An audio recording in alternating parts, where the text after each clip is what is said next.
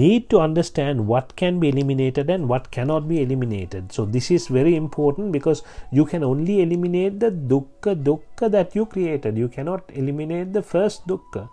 Vipaka dukkha, you can't do anything about it.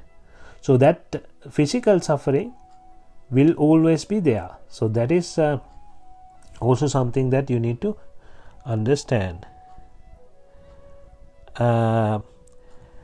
There are certain examples where people, when they get hurt, they tend to attach with raga, right? So for example, there are some students, say for example, they like getting beaten by the teacher sometimes, or they say, oh, this teacher was very good, he beat us when we did some bad things, but now we have grown up, we have become really good citizens because of this teacher, and they love that teacher, they talk good about that teacher. So you can attach with raga as well, then it won't create a dukkha, it won't be a dukkha, right? So it's just that.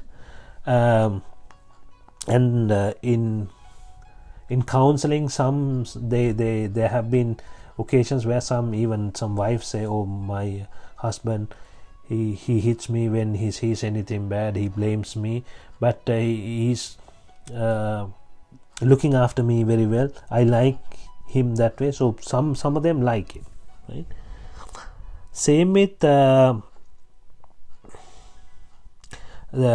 other thing is, when you don't know what to eliminate, right, and then you try to eliminate everything, so that is the danger of thing.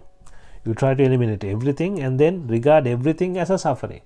So everything is not a suffering. You need to look at what you can eliminate, at what you need to eliminate, and then eliminate that. Same with sukha, attached with raga, dvesha, moha is the problem, right?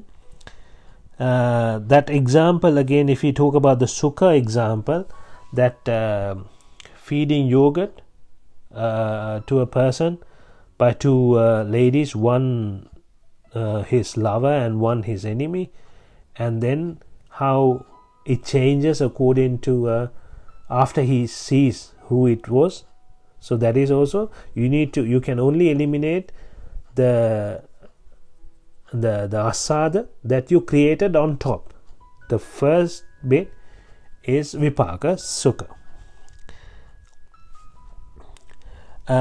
Another thing that you need to understand is there are some people who attach really strongly to one person. Say for example, if a boy or girl is in love, maybe it's their first love and they're so attached, they create a very strong bonding, a bond inside their mind, and then they come to this situation where they cannot live without each other. So it's mentally created. This is what you need to understand. This is so powerful. They will even suicide or burn themselves or jump into the train tracks or jump out of from a cliff or something. So they will even do something, and they don't mind losing their life if they don't get this person, right? There are so many occasions where people have done this, and I'm sure you are aware of certain things. It's very popular in Asia, and this is because the mentally created asada was giving more pleasure than this suffering, right? So this suffering that they are taking now, so burning themselves, some them, they just put petrol or diesel and then they burn themselves in front of their parents, because their parents don't allow them to marry that girl or boy. So they are ready to take this kind of suffering. Why? Because the asada they created inside their mind was more powerful or more pleasurable than this suffering. So that is how strong it was. So that is where you can end up in, by making it stronger and stronger and stronger. What you do is, what happens is, you see something, you go home, especially when it comes to like love and things like that, you get strongly attached. You go home and you think about it, you think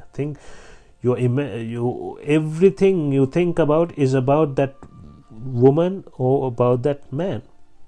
Then it becomes stronger and stronger in the mind. Vijnana pacca nama rupa pacca vijnana. So you are feeding the vijnana with nama rupa. You think about the same thing again and again and again, and you're making it stronger and stronger and stronger, and then you come to this